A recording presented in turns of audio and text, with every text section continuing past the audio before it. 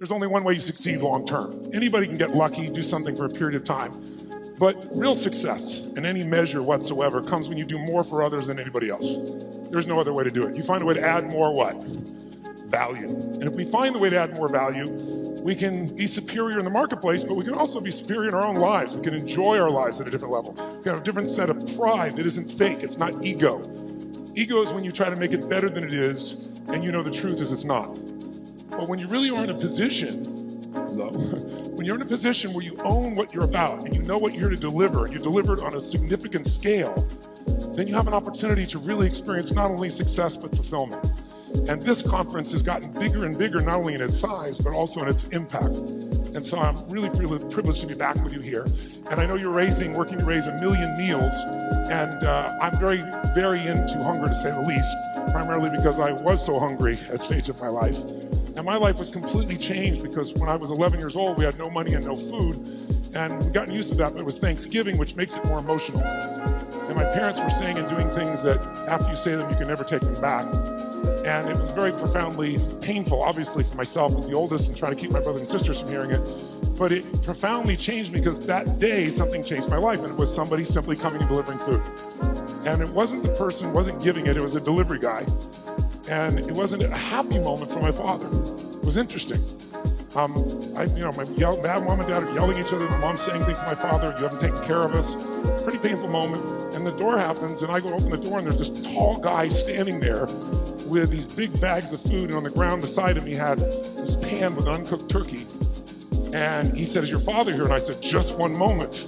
And I sprinted to get my dad, thinking this was gonna be the most euphoric moment you could possibly imagine. Like God had come by and surprised us, somebody cared about us, whatever you wanted to frame it. And my father came to the front door begrudgingly. When he saw the man, he got very angry. And he said, we don't take charity. And he went to slam the door. And the man was a very tall guy, and he put his arm or shoulder against it, and it kind of bounced off of him. And he said, sir, this is not charity. Everybody has tough times. And somebody knows you're in need, and they want you to have a beautiful Thanksgiving. Please accept this gift. My father got even more intense, started saying, I don't accept charity. And this time the man put his foot there and it bounced off of it. And then he said something to my father, and I thought my father would hit him. He looked at my father and said, he looked at me in the background and said, don't let your family suffer because of your ego. It was intense words to say. My father didn't know what to do. He grabbed the food, he slammed it down, and slammed the door. And I tell you the story because everything in our life is controlled by 3 decisions. And those 3 decisions I'd like you to look at today because I really want to deliver for you. I didn't come here to do a speech. I love Mark dearly. I really want to serve you, and you all are giving the greatest gift you have, your time. You can get your money back, but you can't get your time back. And so I really want to serve you. And I think one of the most powerful things we can do to serve you is have you become clear of what the controlling force is that's controlling the quality of your life. And you and I both know it's not the amount of money in your pocket. It's not who you know. It's not even what you've been through. It's really the decisions you make moment to moment about a couple of different things. And the 3 decisions I made in that moment that I'd like to pull your attention to just real quick are, in this moment you're making these 3 decisions, by the way. The first one is, what are you going to focus on? And that day, my father focused clearly on the fact that he had not taken care of his family. And whatever you focus on, you're going to feel.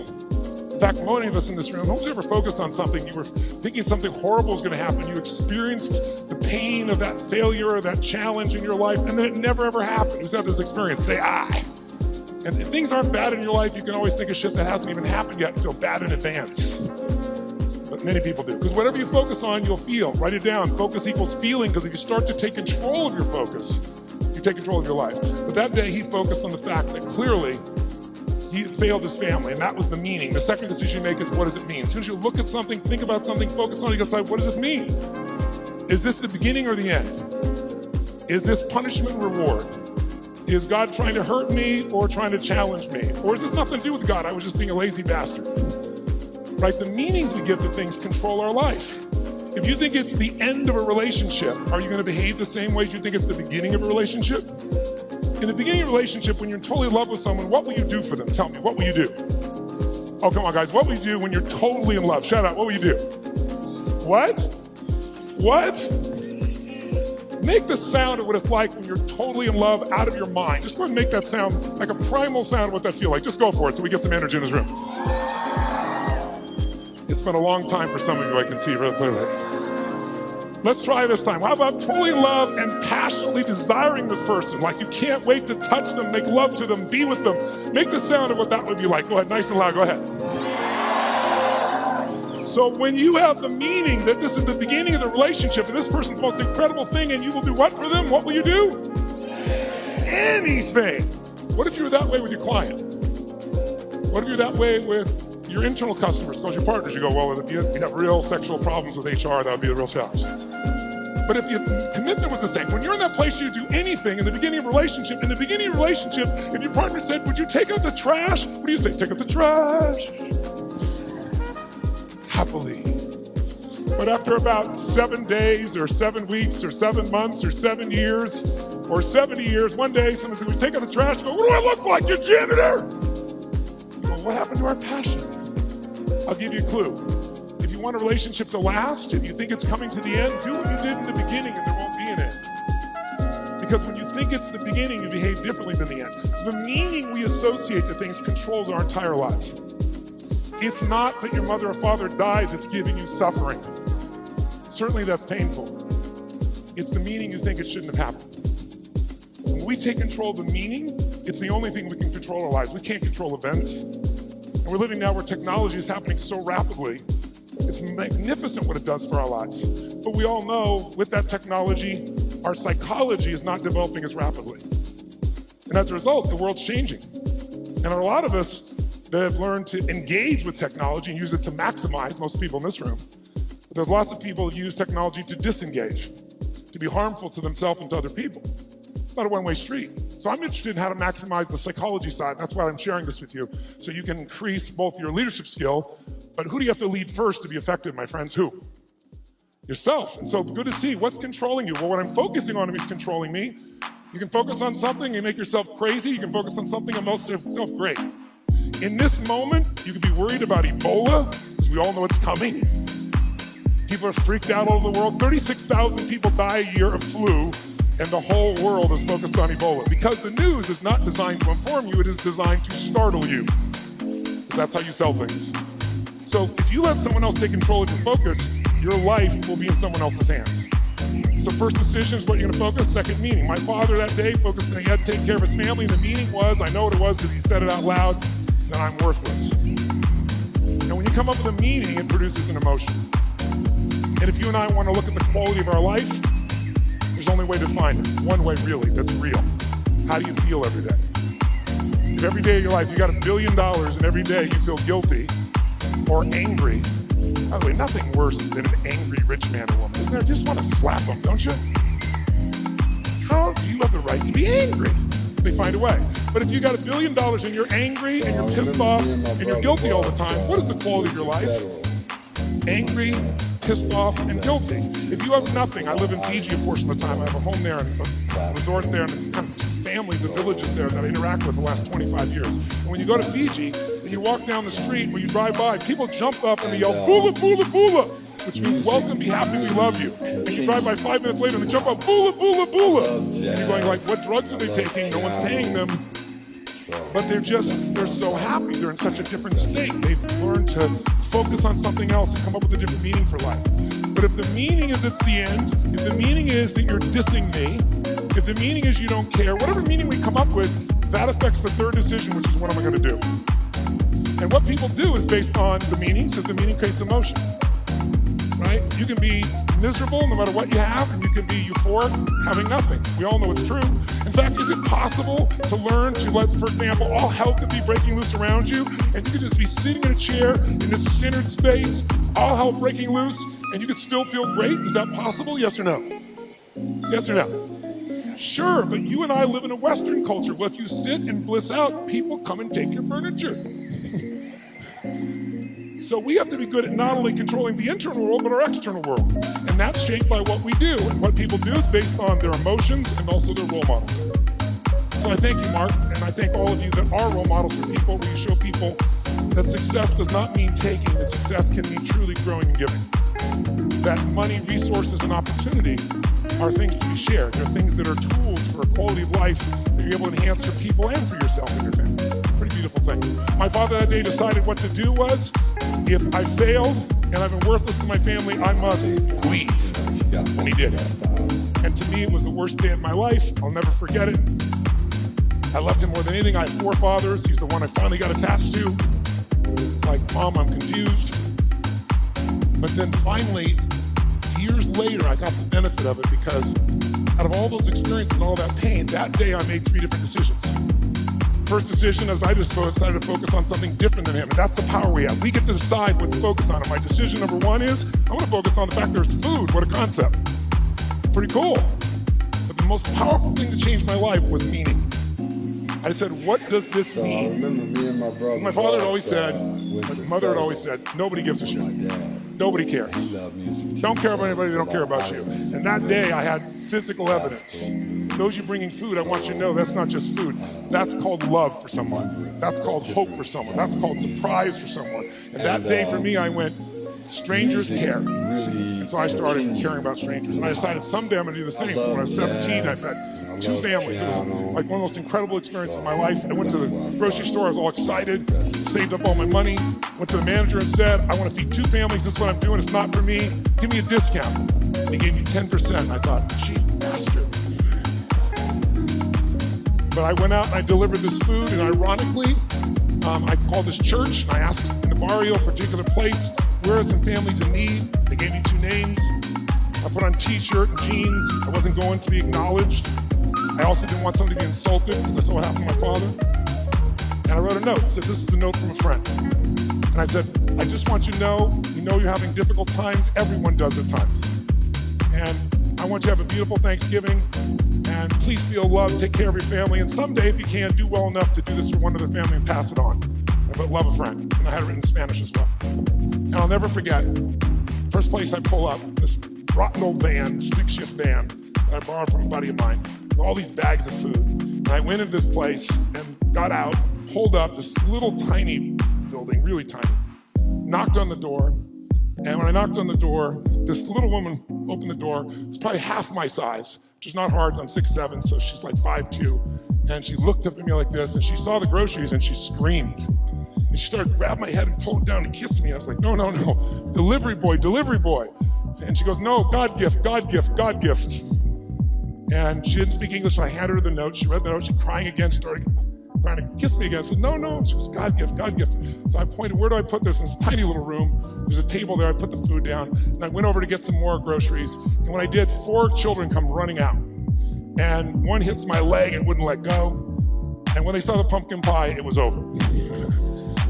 And it was one of the most emotional experiences of my life because, first of all, this little boy just wouldn't let go. And I delivered this food, and this woman was crying and smiling. And I stayed there just to take it in for a few minutes, seeing them all. It was like going back in time. And then as I went to go leave, I couldn't speak Spanish, and she was like trying to say something in Spanish. I didn't know what to say, and it was Thanksgiving, so I said, Feliz Navidad. Like, I heard the song, okay? And she laughed and laughed. She's crying and laughing. One of the more beautiful experiences of life, isn't it? When you can have both those experiences in your body simultaneously. And I remember I got in the van, and all the 4 kids were sitting on the bench here, and she's standing there waving, and I pulled it, go in reverse, and I looked in the mirror, and as I looked in the mirror, I saw these kids there, and I saw Mom crying and smiling still, and then I lost it. I started crying uncontrollably. And I'm like trying to put the thing in gear, tears come through my eyes, and I thought to myself, this is a beautiful thing, why am I crying? And then I realized what a gift that day was. I realized that my worst day of my life was my best day. And my goal for you, if you don't already have it, my guess is you've already done it, knowing where you are in your world today, but maybe your second worst day, it's time to make a best day. Because out of every tragedy, out of every pain, it only gets healed when we find a deeper meaning. When we find there's a higher purpose in it. And I realized I wouldn't have been there that day. I wouldn't have that hunger to help somebody else if I hadn't had the hunger in my own soul at one point missing.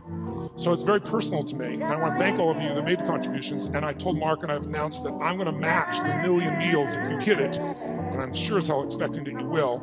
And so we'll get 2 million. And when I told that, then Mark said, I'll match that. Lead to nights like this, lead to love like ours. You like the song. So Mark's matched it. So if you do the 1 million, we're going to do 3 million here. So that's the way to play the game, I think. Just raise the game together. And so I'm excited about what that possibility is. And I'm personally also, November 18th, I'm going to feed 50 million people. I've fed 42 million in my life. And the reason I tell you this, and I'll get off the soapbox, and I want you to just think about what's going to create meaning for you. Because money by itself won't do it. But impact will. And impact can be with your own child, spending more time with it. It doesn't have to be anything to do with contribution any other way. You can contribute to your own family. But contribution is what makes us feel fully alive. And I'm doing that because, I don't know if you're aware of it, but a year ago, last summer, Congress cut the budget for what was traditionally called food stamps by $8.7 billion. By the way, $8.7 billion is the equivalent of every family they support going without food for 1 week a month for 12 months out of the year. And all the nonprofits are trying to support that. So I'm partnering with Feeding America. And I started writing this book, and I thought, I'm going to donate all the profits to the book. I'll feed 10 million people. And then I was like, that's not enough. Well, I'll get matching donations. I'll raise the bar, I'll get 20 million. And as time has gone by, I've finally decided I'm going to do 50 million myself, and I'm looking to raise 100 million, and that's in addition to the million I'm doing here. That's not part of it. So if you want to help, you're welcome to, and Feeding America is my partner, and we're working for matching funds to get to 100 million people. I'm already at 67 million, just with some friends of mine before we can launch it. But it's a goal, and it's why do we do it? I don't ask you to do it because it's heavy or something. I should do it because you can. Do it because it's fun. Do it because research shows when it comes to money, buying things will never make you happy. Never. Doesn't mean you shouldn't have some nice things. Have some nice things, I'm sure you do too. But it's not going to give you happiness. Buying experiences can make you happy, by the way. People who say money doesn't matter, they don't know where to shop. Because there's some experiences you can buy that are extraordinary. Who's got some experiences, some trips, some things you've done with family or friends that will live with you for years? Who knows what I'm talking about here, right? Those things, that money can be a really valuable tool there. If you can find enough add value and have money and do those experiences, how cool. I'll tell you what else money research shows will do. People always say money doesn't matter once you get to a certain level.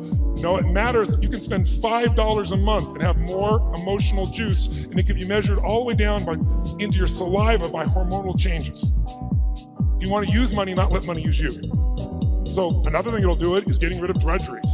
Who here loves to pay for shit you don't want to do? Right? Cleaning the toilet. Who likes to have someone else be able to do that if at all possible, right? Because once you do that, those drudgeries are gone. What do you get to do? You have time. And with time, you can spend more time with your passions, the things that matter for you that you can do in the world, that share in the world. And the third thing that gives people the most enjoyment out of money, just so you know, is actually giving it away. And nobody believes that until you do it. Now, if you don't give a dime out of a dollar, you're not going to give 100 million out of a billion ever. Don't kid yourself. It's the place to start wherever we are. And if you do, I think you can find there's enormous enjoyment in that process. And I think you'll also find that there's somebody you love, you do something for, it's even more. So that's why I'm here. And I want to now make sure in the time that you're here, let's kick this in gear and let's talk about 3 things that can truly change the quality of your life. Number 1, first of all, if you make new decisions about the focus on, try this just for a moment. Just for a second, take a deep breath in. Exhale and give it a moan. That was really pathetic. Let's try that again. Deep breath in, then make it a sexual moan and thoroughly enjoy it. Oh, that was much longer and deeper. I like that. That was good. One more time. Use deep breath in and give it a moan.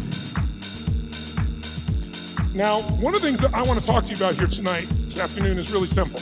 And that is, everyone here is in business, and there's a problem that all businesses have. We're in the most competitive environment we've ever been in.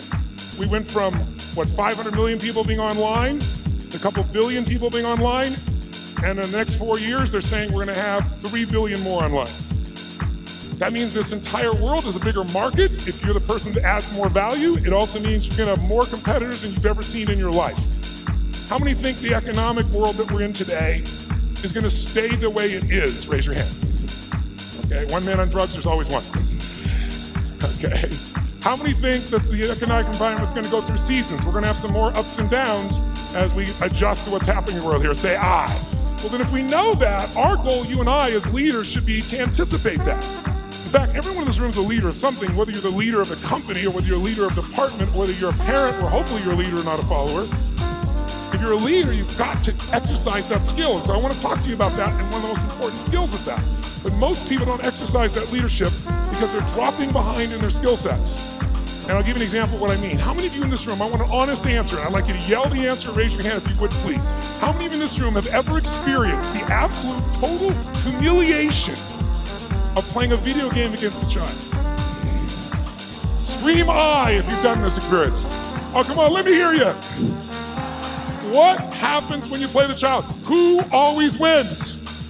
Come on, who wins? Always. Why? Is it because they're faster? Is it they're smarter? They're younger? Their neurons are functioning at a quicker tempo? Here's how it usually works.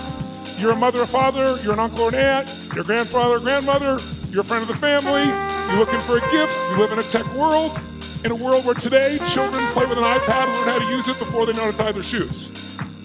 How different is that world? I was with Mark yesterday with his daughter for her six-year-old birthday, and we're talking about things. She's got these Legos, and a friend of ours says, oh, my 6-year-old goes on the iPad, searches on YouTube for videos on how to build cool stuff using Legos, and starts to study how to build all these structures.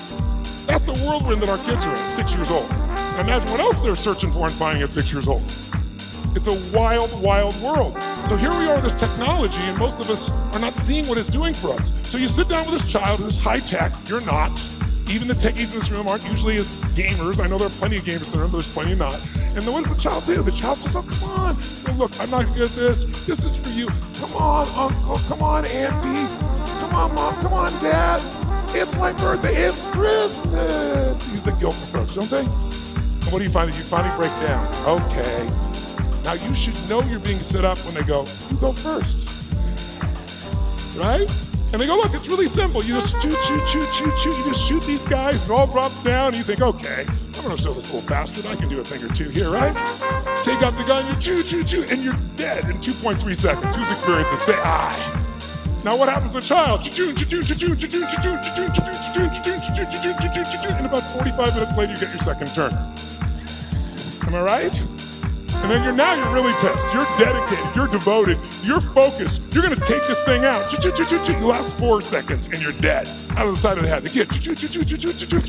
45 minutes again. Who's had this experience? Say aye. Why does the child always win? Is it because they're faster? Is it because they're smarter? Is it because they're stronger? No, it's because they played this game before. As a result, they have the secret to success.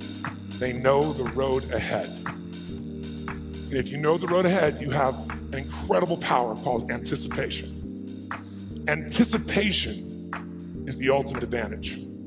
See, winners, leaders anticipate, losers react. The reason you get beat is you don't know where things are happening, so you're reacting. Reaction is always stressful. And yet so much of our life is predictable if we just were to study it, not be caught up in our day-to-day.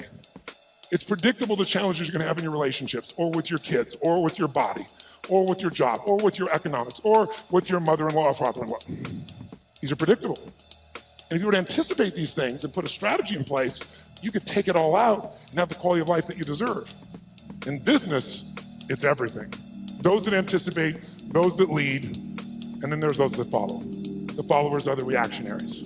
So the more we can anticipate, and you can't anticipate and lead unless you first learn how to lead yourself at a different level. And so I love to have you just see that if you and I can start to take control of our focus, and we can start to control the meaning of our lives and make something really that meaning that empowers us, because look, what's wrong is always available, isn't it? There's always an Ebola, a bird flu. There's always something that's going to kill the entire human race tomorrow on TV. And then there's your life. What's wrong is always available, and so is what's right. And you have to take control of that focus, because otherwise you become the follower and you get to live your life. Even though you're a smart person, we're all smart, but it's easy to get led astray by everybody else's focus, isn't it? And then all of a sudden let them create the meaning for us. And then all of a sudden we're settling for a life far less than what we desire or deserve. So my approach is really simple. My approach is to say, let's, you and I, just for a few little time we have here. By the way, this to me is a little time, a couple hours, 2.5 hours, I guess, at this stage. Because kind of the minimum length of seminar I do is 50 hours, 50. And you go, are you kidding me? I don't like to hear myself talk. I like to see people do things so often they build muscle, not just thoughts. And so one thing I'm gonna ask you to do in a few minutes is we're gonna go from this passive mode that you're in right now into full engagement. Because if you get fully engaged, it's amazing what you can accomplish and do. When you're partially engaged, you get a little bit of result. When you're disengaged, we all know what you get, nothing. And we live in a society where most of us are so overwhelmed. There's so much information. We're not having any problem with information. We're drowning in information, but we're starving for wisdom. And so we got to separate it out. And so one way to separate it out is I'd like to talk to you about 3 things that can help you increase your performance and your life. Because what I'm obsessed by and have been for 37 years is what can increase performance for an individual or an organization. But also, I'm equally obsessed about what's going to make somebody fulfilled. Because who's had this horrible experience? Who here has ever achieved your goal and then your brain said, is this all there is? Who's had this experience here? Say, ah. And that's worse than failing. At least when you fail, your brain can say, I can figure this out and do it again a new way. But when you succeed and you're miserable, you're basically technically screwed. So what I want to make sure that you and I do is we set ourselves up to be able to win. So there's 3 things I'd like to walk you through. 1, I'd like to walk you through out of the competitive edge that's going to get you both the performance you want at the highest level and also the fulfillment you want. Because if you want to know my view, I can tell you there's 2 master lessons in life. Lesson 1 is the science of achievement. If you want an extraordinary life, if you want a magnificent life, which by my definition has nothing to do with me, it's life on your terms. Some of you, what's an extraordinary life? It's having a cool little company. For some of you, it's having a big billion-dollar company. For some of you, it's not a company, it's 3 wonderful children that you totally love and adore and spend time with. For some of you, it's poetry. For some of you, it's making a difference in the environment. It's different for all of us. It's life on your terms. But if you're gonna have an extraordinary life, you need to master, number 1, the science of achievement, which most of you are damn good at or you wouldn't be in this room, right? You know how to go from where you are, have a vision, make it real. Speeding that up, that's my business. When Mark talked about it, he actually showed me the other day, we were together a couple days ago, and he showed me the very first day he did his V2 Mom, which is really a simple way of saying, what do you really want? What's your vision? Your values is, why do you want it? And walking through the obstacles and the solutions, strategies to get where you want to go. And he showed me on the back of an American Express bill where they designed on the very first day, Salesforce. And there you see that day where he engaged. He engaged in his vision instead of settling for a life that someone else had designed. He had a great life, extraordinary life. Top guy at Oracle, working for one of the most brilliant people on the face of the earth. Can you imagine how hard it would be to leave there and start something from scratch?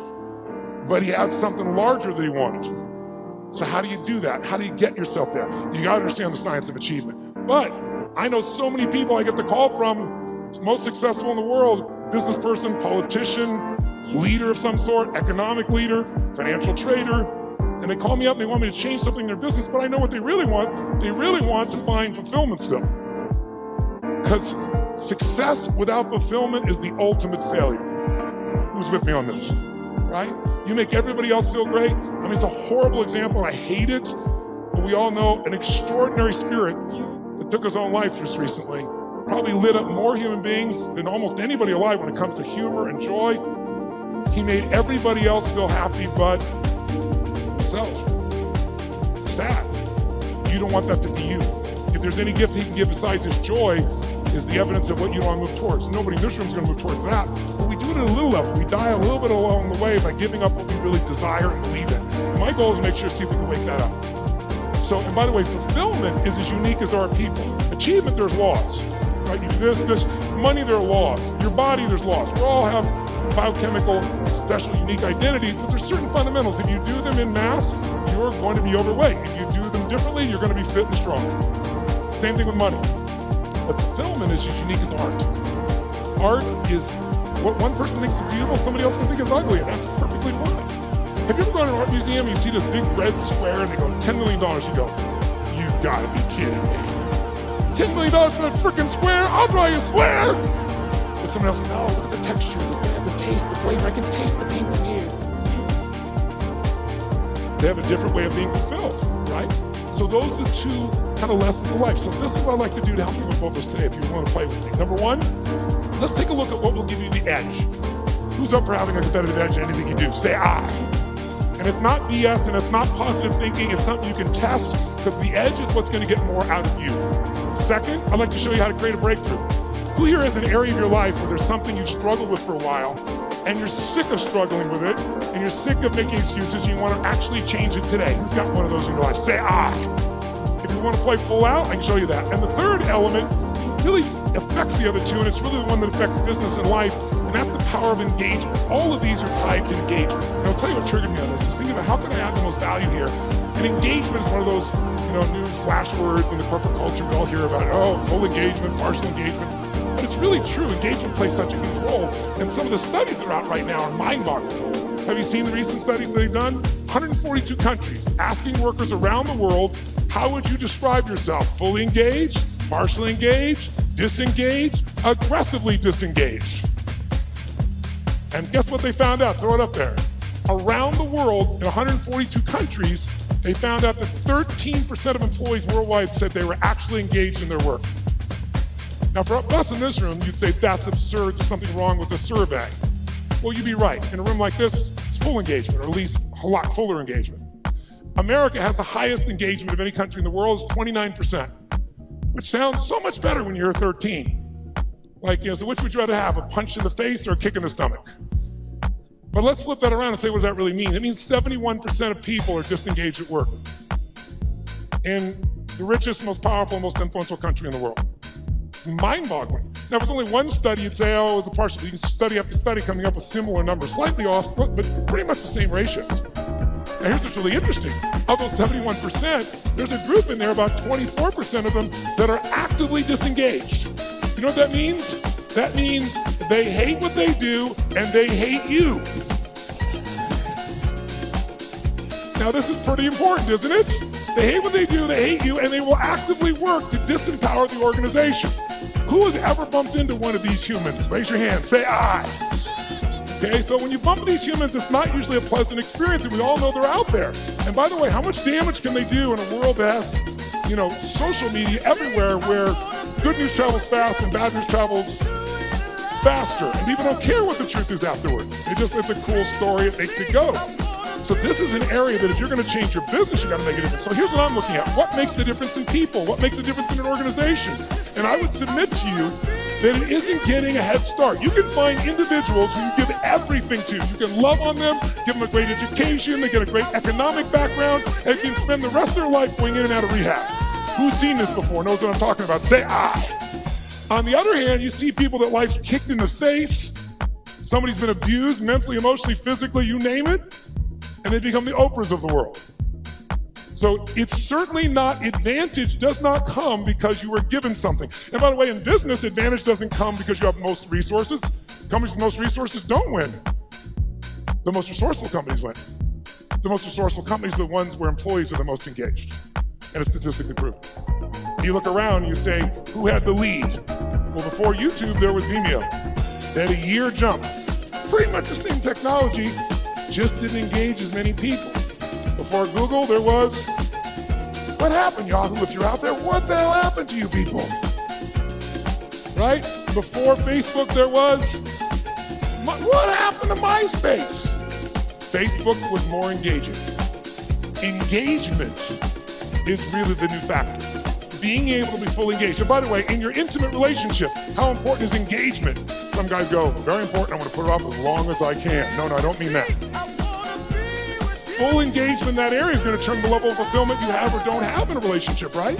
The more engaged somebody feels that you are with them, the more energy you have, the more connection you have, the more aliveness you have. So part of what I'd like to kind of experiment with here is kind of discover what creates engagement for real with you, what creates disengagement, because these are huge factors. Because if you understand what they are, your level of performance, your level of results, your level of leadership, your level of joy will change very, very radically. Who's with me that engagement is not just a term, but something that can make a difference in your body? Let me see a show of hands, say I. Now, I'm asking for your hand raised for some engagement. Because here's what research shows. If you listen to me passively as I'm talking here, guess what? Within a month, you just listen, sit passively. Most of you are doing it, there's nothing wrong with it, it's what you've been doing your whole life, what you've been taught to do. You'll remember about 10% of what I say 2 months from now, which basically means you wasted your time today and I wasted mine. 10%. How many came here because you want to learn something, do something, change something, make something stronger or better? Say I. If that's true, then if all you do is take notes, which I don't see anyone barely doing, thank you very much, a few of you. I stand corrected. Then nudge the people on either side. What's wrong with you, bitch? Come on, where's the notes? Right? Because I don't know anybody who's got that great a memory. In my entire life, I've kept journals. Because here's what I learned early on. Writing it down, if I never look back and read it again, the physical act of writing it down drives the grooves deeper. Repetition is the mother of skill. You look at anyone who's masterful, why are they masterful? Why can LeBron James do what he can do? Because he's done it a few million times, right? Kobe will go out and make 300 shots before he will leave that floor every day. 300 shots. The same freaking activity. Most people in tech world, oh, I heard that story, I know that thing, oh yeah. If you're not doing it, you don't know shit. You understand. And understanding in $3 will almost get you a Starbucks. If you're gonna master something, you need to get the repetition where you get it in your body and you bring emotion to it, and enough motion, enough repetition, it gets in your body, and now it becomes physical mastery. You don't think about it and you just do it. Mastery is tying your shoes. Most of you can do this, chew on some gum, send a text simultaneously. Not some people leave their tongue out while they're doing it, but you get the idea.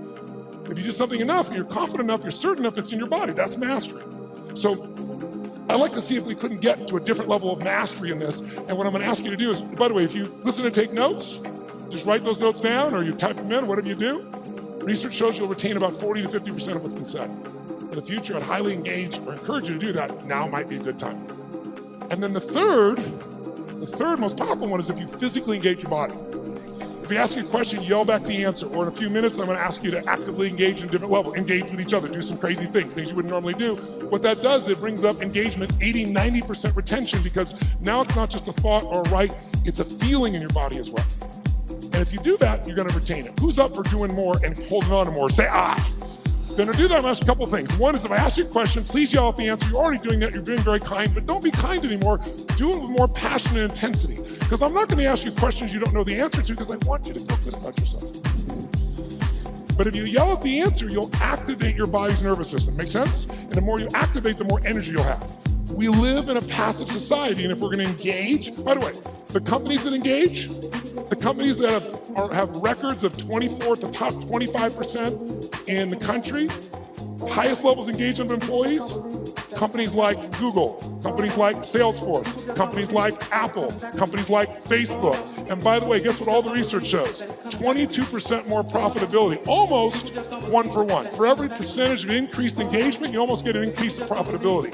But I would argue you get that in your personal life as well. The more engaged you are, the more the other person will become engaged. You want to get somebody engaged? You get engaged. Think about it. Everyone in this room is a leader. What's our job to do as a leader? Our job is maximize resources, right? How do we take whatever resource and get more out of it? Ourselves, other people, our economics, our business, our technology. That's the job of a leader. But you can't maximize resources if you don't have full engagement. So I'd like to see if we can increase that. And so one simple way of doing that, increasing that engagement, is to start with us. Because by the way, are you going to engage other people if you're not engaged? Yes or no? Yes or no? Are you going to be able to touch other people if you're not touched? Are you going to move other people if you're not moved? And so, by the way, here's the problem. How many of you wake up on? You have certain days you wake up and you think to yourself, today, I don't want to talk to any people. Who in this room has days like this? You don't want to talk to anybody here. Say I. Oh, come on, say it with some energy. I. But as a professional, you got to do that most times. And if you fake it, do people feel it? So I want to show you some ways to change it. But here's the reward of engagement. If you can become a person to engage others, you will now become an extraordinary leader, not a mediocre or good one. As far as I'm concerned, good is the enemy of great, as corny as it sounds. So think about it. I'll give you an example of this book that I did. I did this book because back in 2008, I felt like I was back in my childhood. Everybody around me was suffering. And I hate suffering. Most of the skills I developed is because I want to take somebody else's suffering and take them to a place where they have joy and aliveness and health and vitality and abundance or whatever I can do to help. And so I've got the guy that cuts my hair, my barber, is like, his kid can't go to college. He's lost half of what he's got to do. A billionaire client of mine is no longer a billionaire. He's feeling equally bad, he thinks, but suffering is suffering in somebody's mind, right? So I thought to myself, something's got to be done. And like most of us, said somebody's going to do something. In 2010, when things actually got worse and the system wasn't changed, I started reading everything I could read, started watching everything I could watch, and I watched a documentary called Inside Job. Anybody here see Inside Job? If you didn't see it, Matt Damon did the documentary on it, and it won the Academy Award. And it actually walked through systematically and showed how the entire world economic experience, our entire economy as a world, was almost destroyed by a few people, and they identified who they were, how they did it, they documented it all, and then they showed what happened to them. And what happened to them, does anybody know? No, not nothing. Nothing would have been a reward compared to what they should have got. They were actually put in charge of the turnaround. And they were given your money and mine. We were taxed so they could put their money back where it belonged. So at the end of this film, depending upon your personality, if you haven't seen it, I should warn you, you'll have one or two reactions. You'll either be very depressed or very pissed. I was on the piss side. I was so angry, and I thought to myself, nothing's been done. This is insane. And something's got to be done. I thought, everybody says something can be done, but what can I do? And I thought, you know what? I've got access. For 21 years, most people think I'm the happy, bouncing around, positive thinking, screaming guy on an infomercial from 20 years ago. But I have continued to grow. Not taller, hopefully. But in all that time, for 21 years, I've coached Paul Tudor Jones, who's one of the top 10 financial traders in the history of the world. He's a man who's made more money than almost anyone on earth, along with George Soros and a few other names you may know. But Paul's really unique in that Paul found himself in a position that in 1987, when the stock market crashed, the largest percentage in a day still to this day, he made 20% when the whole world was losing everything. He made 200% that year for his clients. Just unbelievable. And then it was like the guy that walked on the moon. What do you do if you walk on the moon? You see that, you look at that incredible view of the earth. It's you seeing it's not a photograph. You come back to the earth, you shake the president's hand, you have a ticker tape parade. Now what do you do? And a lot of those astronauts, if you know the story, actually became depressed because they didn't have what I call a compelling future, something to look forward to. So Paul had a little fall back, and I was called in to turn him around. Came in and started studying everybody around him, figured out what it took to do it, and built a strategy to put him back in state. He's been successful and made money every year for 21 straight years. Every single year. There's no one in his class that's done that. No one. Pretty amazing. I was with him to give example. We were together, and back, if you remember, in the tech bubble of 2000, blew up. Paul made money. Right time, side by side, every single day. He's emailing me every single day. I'm talking in some ways, communicating him, or I'm going to see him every 3 or 4 months to be there in person, make sure we keep tweaking the system. I'm not there to be a positive thinking coach. He doesn't need that crap. I'm a prepare for anything coach. How do we figure out the strategy? I've always been a strategist. I've never believed in positive thinking. I never told people you should go to your gym or go to your garden, better yet, and chant, there's no weeds, there's no weeds, there's no weeds, there's no weeds. I'm like, here's the weed, let's pull it out. That's what I do with him. 21 years. 21 years includes 9/11, when the whole markets are blowing up, making money. 21 years includes everything we saw in the subprime crisis, making money. It includes when we all went through the drop in gold, those were associated to it not long ago.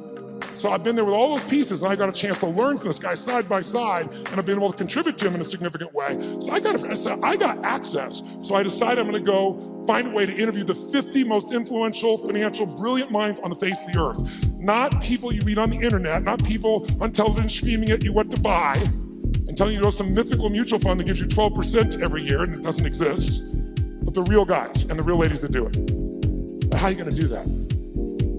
I'm going to call up to Tony Robbins. I'd kind of like to come interview you. You're worth $27 billion and I'd like your time. You have to engage people. So I'm going to show you some ways to do that. I'm going to tell you when you can engage people, there is no limit to the resources you can access. If you want real wealth, wealth is access to resources. It doesn't have to own them all, just access to them all. You can do whatever you want, go wherever you want to go. That's real wealth. And you can do it if you can engage people. And engaging people is finding a way to meet their needs, not yours. If you meet their needs, your needs can be met as well. And it can be done in a way that has integrity and love and vision and creativity, and it can truly be a synergy. Now, I'll give you some examples of it just for 2 seconds, then we're going to do some things that engage this so you get the sense of its value. One of the first people I called on was Carl Icahn. Carl Icahn is a very gentle soul. He's a man who has a hard time expressing his true feelings about things. Who knows who Carl Icahn is? We've got a hint sensor. He's worth $27 billion. He has made more money. In fact, on the cover of Time magazine, they called him the master of the universe because Kiplinger did a little study and found out Warren Buffett is not the most profitable person you could have invested with. Carl Icahn is. In the last 14 years, you would have made 1,600% with Carl Icahn. 75% overall in the S&P with the ups and downs. Right? Net, I'm talking about after inflation. If you had invested with him in 1968 in his company, you'd have an average return of 31% for all these decades, doubling your money every 2.6 years. If you were Warren Buffett, you get a mere 20%. This is an amazing guy. He agrees to the interview. I use every tool I got. I get there, and the first thing he does is he throws out my camera crew. Nope, I don't want this camera crew. I don't want this. I don't want the lights. I don't want this. Like, well, dude, you agree. I don't care. I changed my mind. Get him the hell out of here. I'm master of the freaking universe. Don't you understand? I said, okay, no problem, let's do the audio. My audio team goes, no audio. I said, what am I supposed to do? He goes, you got a pen? Come on, you got 10 minutes. 10 minutes? All my interviews are supposed to be 45 minutes. The average one went 3 hours. How? Engaging. I figured out how to engage these people, and I found something inside of them that really wanted to give. Not to me, they got what the mission was to other people. And I got them telling me things nobody tells. Jack Bogle, been in the business 63 years, showed up for 45 minutes, 4 hours later left his office. And afterwards, he wrote a quote for it. He said it was the most probing, most intense interview you had in 63 years. Provocative and probing is what he said. Now that says to me a pretty cool thing. That means I engaged him better than anyone in 63 years. Got those answers according to him, not according to me. Pretty cool. I went to a guy named Ray Dalio. How many know who Ray Dalio is in this room? Look how few people know Ray Dalio. Ray Dalio has been called the Da Vinci of investing. He's been called the Steve Jobs of investing. But most of you never hear of him because you couldn't access him in a million years. But if you're president of the United States, if you're head of the Fed, if you run China, you know who he is. And I'll tell you why. To work with Ray, first of all, for the last 23 years, he's made 21% per year compounded before fees. Through all those environments. Unbelievable. But here's all it takes to work with Ray. You need a $5 billion net worth, and $100 million is the initial investment, and that was 10 years ago, and now he won't take your money no matter how rich you are. You're talking to him, and he gets a phone call. It's the Prime Minister of China who wants some coaching. A large hedge fund might be $15 billion. Ray's $160 billion. I got a hold of Ray. Part of what happened with Ray was he'd been a fan of mine, it turned out, for about 20 years. But what I did, I spent 15 hours to be ready to engage him. 15 hours of total immersion so I could pitch and catch with him. So I didn't just talk, I could do it back. He wouldn't just throw the ball, I could throw it back to him. And guess what? At the end, he has built something over the years called his all-weather fund, which is designed to make money no matter what market you're in. You don't have to know the markets. He said, what if I die? Someday I will. How will my kids have money? How will my philanthropic areas have money? Here's what I'm going to do. I'm going to figure out why a balanced portfolio doesn't work in 2008 or 2000. And everything we've been taught about finance is wrong. And the Da Vinci of investing figured it out and has done it for himself for a decade and a half, and he tested it back to 1925, and it just makes money in any environment. So now his clients get to do it. Not the 1%, not the 0.0, the 0.001%. So I'm sitting down with Ray, and I get him to explain how it works, and at the end, we're engaged 3 hours into it. He tells me how this works, and I said, this is beautiful, but I'm doing this. So I'm not doing this for money, I'm giving all the money away. I want people to have answers. And you just got done saying the average person going to wealth manager will never work. They can't possibly do it. They might be sincere, they might even put their money in the same place they put you, but how many gold medals have they won, he said? Those are the only people that win. There's only a few.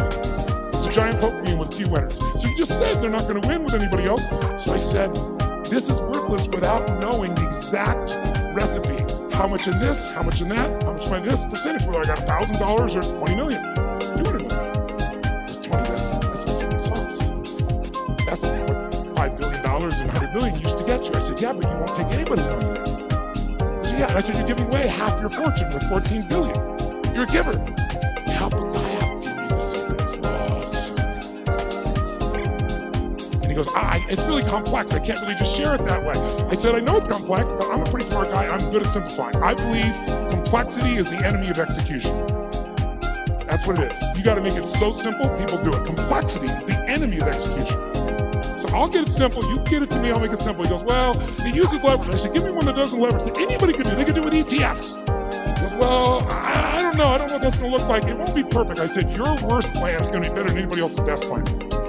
And then he this moment of engagement, this magic moment, he opens up and he goes, okay, I'm writing like crazy. I got the video camera going. I'm feeling this vibration in my body. I left so excited, knowing it was something special, but not knowing what it was. But that formula, I took it to Hightower, $30 billion asset company, and said, test this, 30 years, 40 years, 75 years, how's this done? Over all that time period, in the last 30 years, it lost money 4 times. Made money every other time, and the 4 times, one of the losses was 0.003. So really, practically lost money 3 times. You know what the average loss was? 1.9%. But the average gain, just under 10, all in. The largest loss in 75 years, it's been right 85% of the time, the largest loss is 3.95, as that was 2008. Less than 4% when the rest of the world, from top to bottom, lost 51%. It's in my book, by the way. And a bunch of my partners were like, hey, this is a business. Don't put that shit in the book. And I said, you know what, it is a great business. We can help people do it if they want to do it, but it wasn't offered in that spirit. So it's there. I tell you this because I want you to understand with engagement, you can get anything. But engagement, I want you to define it, I want you to experience it. So what's the first thing that allows you to engage somebody? What's the number one thing? Right now, if I said to you, what is it? How many think Mark is a fairly engaging guy without blowing smoke? How many have to say this guy's pretty damn engaging? Say I. What makes him engaging? What makes somebody you find engaging? What makes them engaging to you? What is it about them? Think about it. Say it out loud. What makes somebody engaging? Positive? What's that? Eye contact makes somebody engaging. She's talking about another level of engagement. I can feel it right now. What else creates somebody engaging? Come on. Smile. What else makes them engaging? Energy. Passion. Talking the truth instead of what you want to hear. Who loves someone who will tell you the damn truth in a world the world, not even reality television is freaking real anymore, right? Raw and real may not sound good, but it sure feels good because you know it's there. Sincerity, when you feel like somebody, how about caring? When you feel like somebody truly cares about you, does that make you engage more? Right? What makes something disengaging to you? What makes you disengage with someone? Lying, when you can't trust them? Arrogance, when they try to control you? What disengages you? When they come up to hit on you and they're not even committed, you're like the 12th person and you can feel it. When they're insincere, disengages you.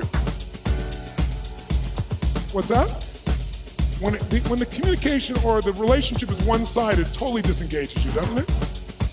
Inauthenticity. Whereas authentic does engage you, doesn't it? Right? What's that? Yes, when they're on their phone talking to you while they're also doing something else. How many love this experience?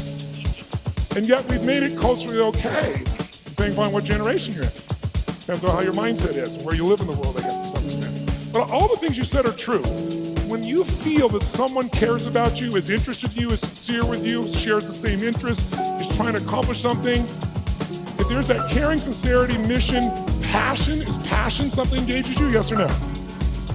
And then disengagement's the opposite, but all of them start with one thing that I want to do right now so we can shift this gear, because you've been sitting way too long and so quietly, you've been so nice, but this passive learning has got to end now. I just did it so it wouldn't feel jolting when we began.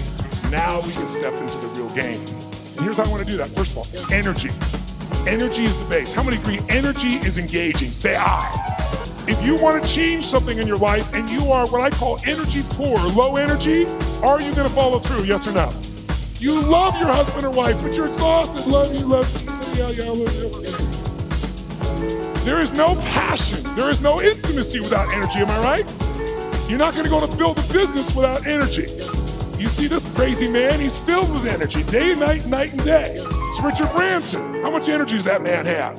He's insane in his energy. Anybody I've ever met who really has this compelling ability to engage with people, it's energy, but are they born with it? Some maybe, most not. Because I've interviewed them, I've seen them, and I also see some of them like Richard. Richard is a ball of fire of energy, and then he's not. He's actually a very internal guy in many ways. He's external when he wants to go do something. He's crazy and willing to risk his life. Not in business. In business, he goes, okay, I'm going to take Virgin and make Virgin Airways, so how can I lose? Oh, I'm going to make a deal with Boeing that if they fail, I get to give them the jets back. That's how he thinks. In his life, let me go in the middle of a balloon in the middle of the sky and hope shit happens. The point is, engaging people have that kind of energy. It doesn't matter who they are, where they are, they have that kind of experience.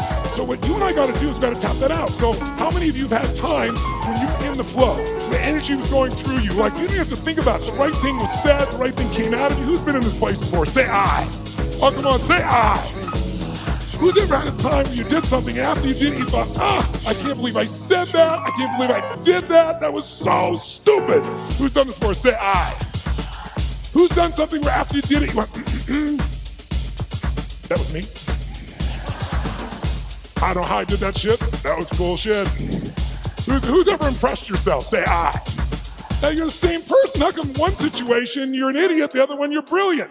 Who's ever forgotten how to spell your own, how to remember, let's say, your own email or your home phone number? or how to spell a difficult word like the. Let me see your hands here. In fact, phone numbers is crazy now for most of us, right? Because now we have this outboard brain. If we lose this brain, we're screwed. I don't even know how to call my mom, for God's sakes, right? You don't know what to do when you don't have this thing. So the point of the matter is, if we increase the energy in the work, so now here's the thing, where does energy come from? Does energy come from sleep? Yes or no? Really? Who here has ever slept 8 hours and still been tired as shit? Let me see your hands right here. Okay, so that wasn't it. Right? Is it food that gives you energy? Really? Really? Thanksgiving's coming. I know what you're gonna do, right? You're gonna get to Thanksgiving, it's about giving thanks. You're gonna take care of this nurtured body of yours. You're gonna say, no, give me the vegetables, a little this, a little that, right? Now, what do people do at Thanksgiving? What do? Eat everything within reach. And when you're totally stuffed and you can't have another bite, and you say, I'll never what? I'll never eat again. And somebody goes, pumpkin pie? You go, okay. Come on, who knows what I'm talking about here? And by the way, what happens after? You feel like going for a run? What do you want to do at the end of that meal? Tell me what. Who here has ever fasted for 5, 6, 7 days or more, gone on a fast? Does your energy increase or decrease as you no longer eat? Which one? Increases massively. So if it's not food and it's not sleep, don't get me wrong, those are useful, then what is it? The answer is, it's psychology. It's a mindset. It's a decision inside yourself where you say, I will no longer tolerate low energy in my life because low energy equals shit relationship. That's a technical term. Low energy means low, lousy business. Poor energy means I no longer have the impact on my children. Someone else with greater energy is going to. And if we can find a way to increase our energy, and here's the good news about it, it's psychology and it's movement. The way you move will create it. So I'd like to start out right now with no more passiveness, and let's get active. Who's willing to do this? Say I. Stand up, you've been sitting way too long. Stand up, shake your body out. Shake it out, come on, we've been sitting way too long. Shake it out, shake it out, shake it out. And then before we do anything else, just to get you going a little bit, stretch up a little bit here. Go over to one side, give it a nice deep moan like a little kid. Go, moan. Oh, come on, louder, moan the other side. Back, high-pitched moan. Forward, deep moan. Shake your body out a little bit. Now, here's what I like to do. Just get started. Let's set a new standard. And the way to do that with people like yourself who are completely non-competitive is simple.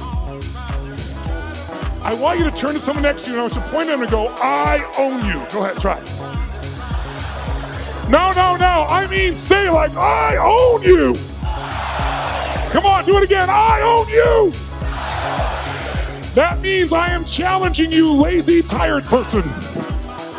And here's what we're gonna do. Emotion, listen to me now.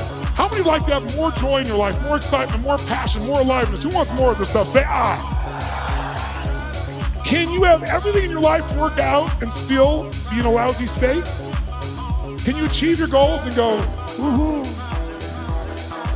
In fact, in our society, it's almost encouraged because if you do really well, who's ever lowered your enthusiasm about something you achieved because you didn't want to upset somebody else? Who's done this before? But by the way, it teaches your brain never to go for it, never to feel great. So the first thing I want you to do is really simple. I just want you to try not using your head, but just your body. And I just want you to just turn the person, point and go, I own you. Go ahead, I own you. Some of you have to join a group of 3. We're into that, go ahead. When I say now, I want you to literally try to outdo their body with energy. I want you to shake the building like you're celebrating the greatest sports victory of your life, like you have the greatest orgasm you've ever had, and you are like a little kid celebrating, not like a boring adult. Ready? Face the person, you're gonna outdo them for 30 seconds. 1, 2, 3, go, go, go!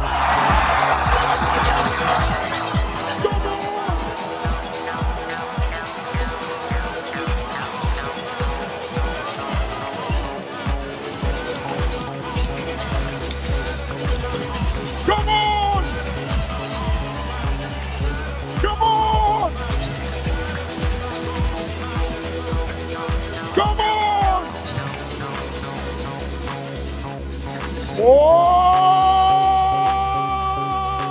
yes. Now, high five your partner and say, you rock, baby. Now, does that feel better, yes or no? I got a question for you. When you feel better, do you treat other people better or worse? When you feel better, you perform at a higher level or a lower level? When you feel better, you're a better lover or a lesser lover? Good. Now here's what I want you to understand. If you and I can train ourselves to make our nervous system play at a higher level, and that becomes our standard, then all of a sudden it'll feel effortless. But in the beginning, it's like lifting a weight. It feels stupid. It feels like, what is this weird crap? But I'm not into that. I'm not into positive thinking. I'm into results. Who's with me on that? Say I. And every great athlete knows how to put themselves in state. Every great musician knows how to put themselves in a state.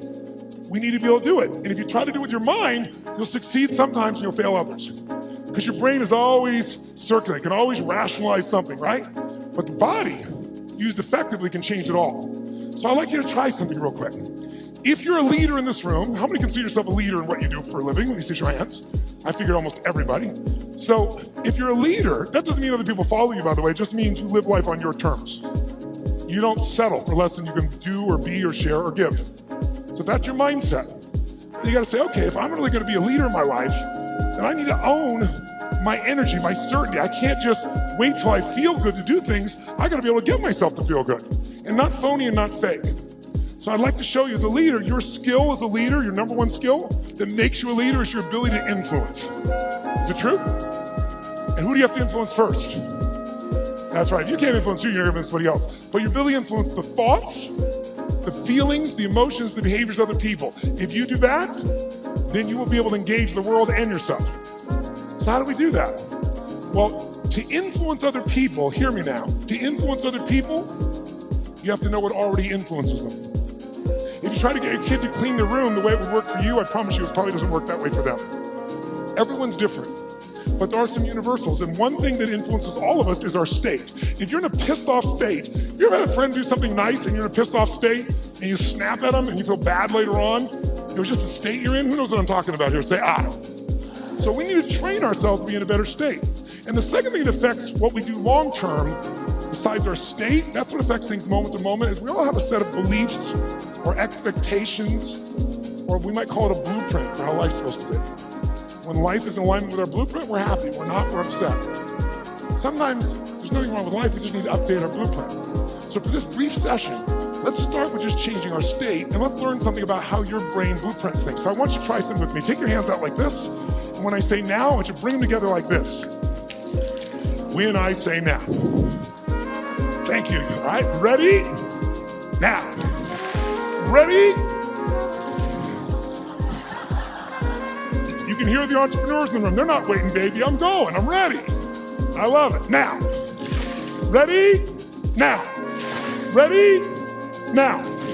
Keep your hands together. 32 years of research in 160 countries shows something really simple.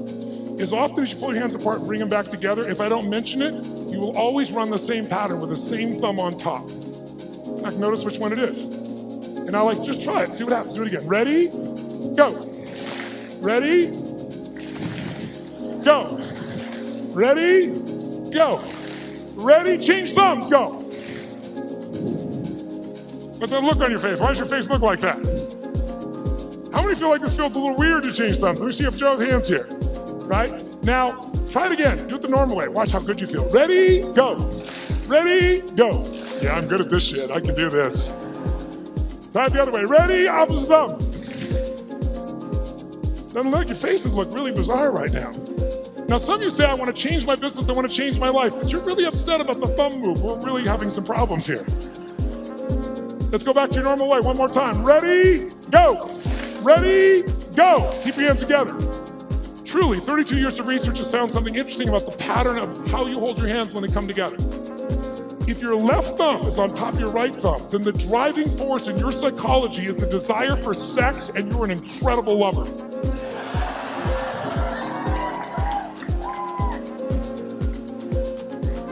I saw that man change thumbs. I saw you change thumbs. Look at him try to show the one. Oh. However, if your right thumb is on top of your left thumb, then the driving force in your psychology is intelligence, and you will be absolutely financially free in your lifetime. Look at this poor bastard. He's having a thumb fight. Do I want the sex or the money? The sex or the money? If your thumbs just came together and you didn't cross, it means you think you're smart, sexy, and rich, but you will never be any of the three. I'm very sorry for you. This has nothing to do with anything, we're just engaging your body. So shake your body out, shake it out. And here's what we're gonna do right now. We're gonna go engage each other. How many believe that engagement makes a difference in the quality of your life? How many buy that? Say aye. How many think engagement makes a difference in how happy you are? Say aye. If you think engagement will affect your business, say aye. So then why don't you engage? The answer is you do. The question is what level? Right? We all engage. Do you engage at a low level, a deep level? Do you engage the mind? Do you engage your own mind and heart? Other people's mind and heart, or just their head? The people that engage the mind and heart, they have some extraordinary capacity. In fact, I'm going to show you something in a few minutes that I think you'll find very useful. But before we do it, let's just see the ways we can change our engagement. Most of us do this unconsciously. I want you to become aware of how you change your state of engagement. So when I say now, I'm going to ask you to walk around this room and introduce yourself to as many people as you can. I start most seminars this way because I want people to see something inside themselves they don't notice usually. And that is when you go to introduce yourself, though, I want you to do it in a very specific level of engagement. I want you to go up to people where you're really not wanting to engage. You're just doing it because you should and it's polite, but it kind of annoys you. Who knows what I'm talking about here? So when you walk up to them, I want you to literally walk up to them like you're doing this because you have to, but you really are annoyed by this. Like, this is a stupid exercise. Why should we have to do this shit this guy Robbins is saying? Why do I have to shake your hand? You don't say that, you just think it. What do you do when you're a little annoyed with your face? What do you do with your body when you're a little annoyed or a little frustrated or it's a waste of your time? What happens around your eyes? How do you walk to somebody when it's a waste of your time? How do you shake their hand? I want you to notice specifically while you do this, two things. One, how does it feel to be greeted that way? That'll be obvious. But more importantly, what do you have to do to lower your engagement to this level with your body? Because if you become aware of your body, you can change your engagement that fast. I want you to see if I'm annoyed, a little frustrated, and I want you to play like a kid, like you're really doing it. If you're like, you'll go, all right, let's do this stupid exercise. You'll get nothing out of it. Really put yourself like, I have to shake their hand. I don't want, hi. And just notice, what do you do with your face? What happens to the tension? Your face, your breath, your neck, your shoulders, your hands, your voice. And I want you to get to as many people as you can over a minute and a half. Ready? Introduce to as many people, and it's a waste of your time. In fact, let me show you what it looks like before you do it so you're clear. Sir, you, come here, come here. What's your name? What? Lewis? Get out of here. Give him a hand, it's Lewis, ladies and gentlemen. It's Lewis.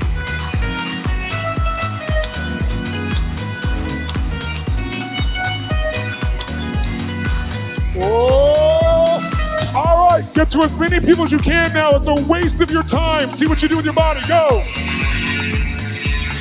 Stop, freeze, wherever you're in the room, freeze. Shake your body out of that state.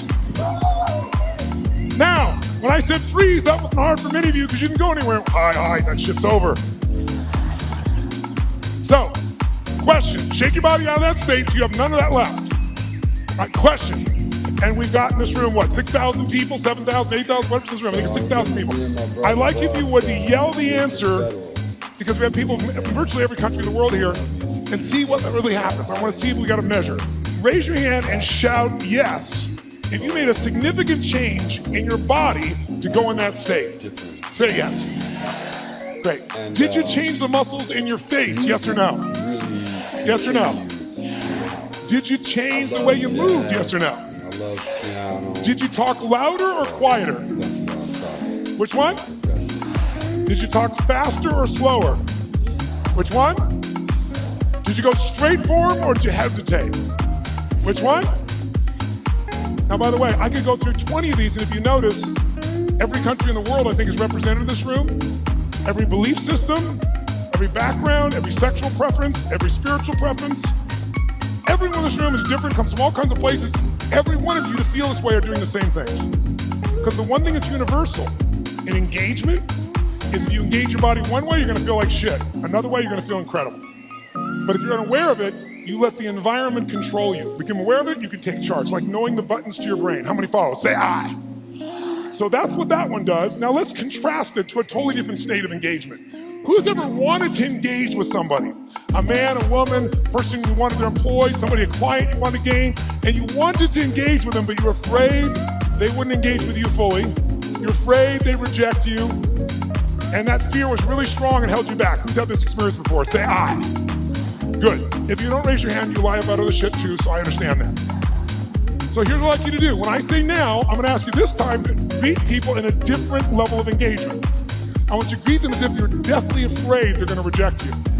But to do this, I want you to be like a little kid again. Because when adults, we're all achievers in this room, right? So we're not afraid. Fear is not a word for an achiever. We just get stressed. Stress, by the way, is the achiever word for fear. But no, I'm not scared. I just have to get these things done. I'm stressed out. All these things are done. Well, what if you don't get them done? I have to get them done. But what if you don't? Well, the thing will fall apart. What if it falls apart? Well, then it'll fail. What if it fails? Then I'll be a failure. If I follow the trail of your stress, it will bring me to your deepest fear.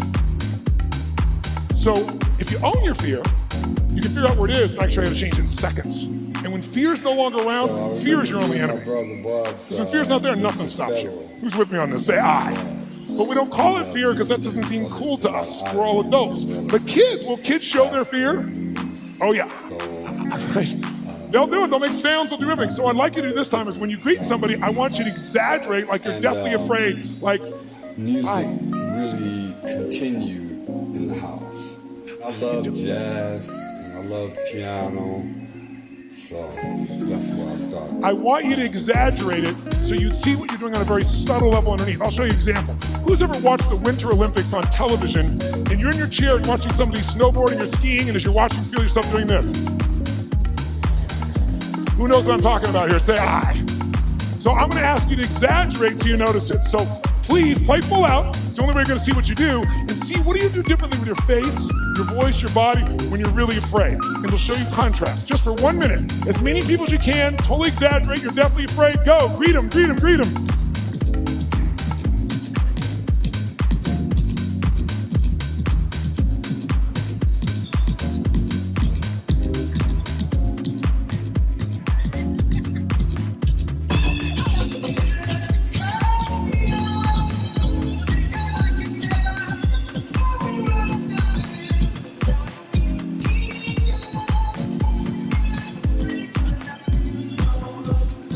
Okay, stop. Shake your body out, shake your body out.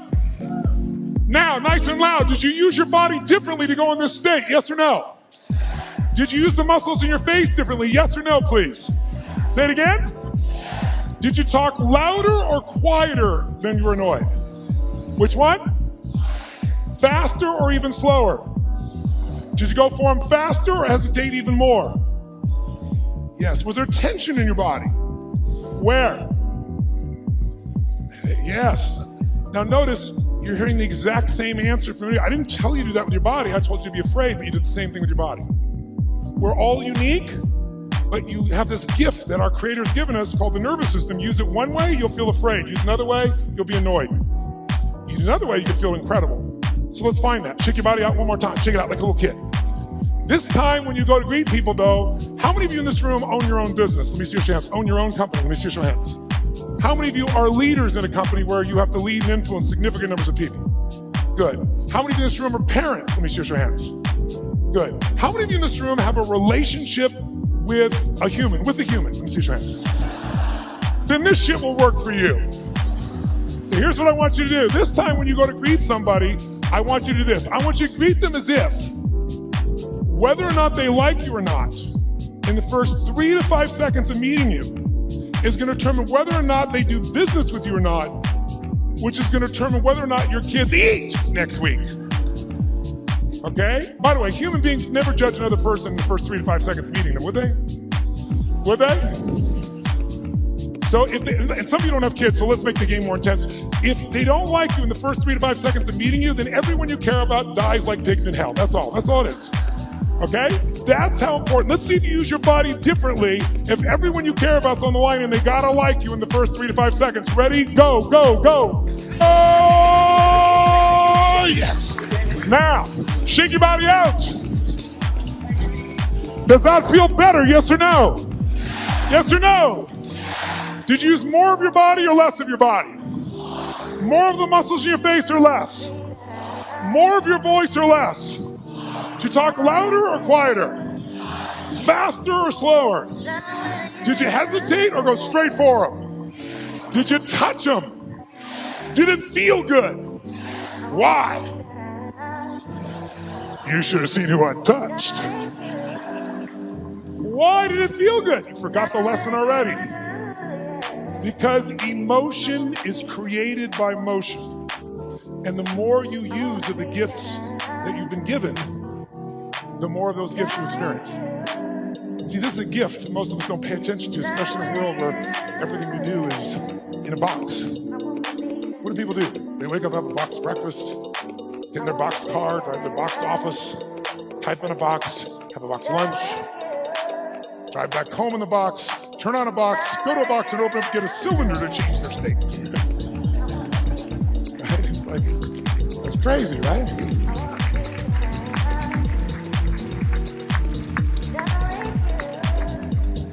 But if you and I use our body differently, we are going to think and feel differently. Do you feel more engaged or less right now? Which one?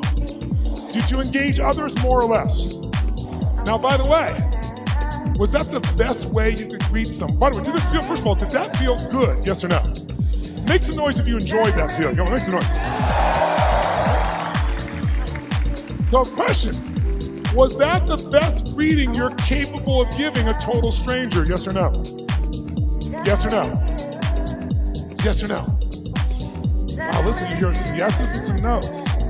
If you're saying no, that's not the best you could do, should we review the experience here for you?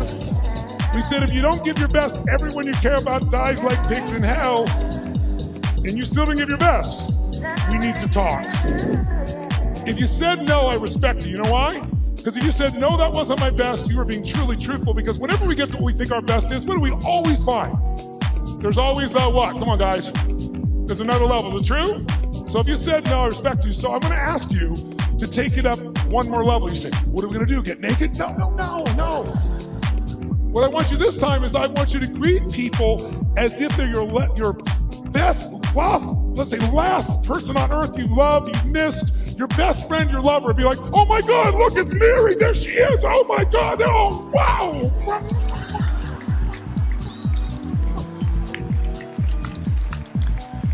I want you to greet people like they're your long-lost lover or best friend. Ready? Go, go, go!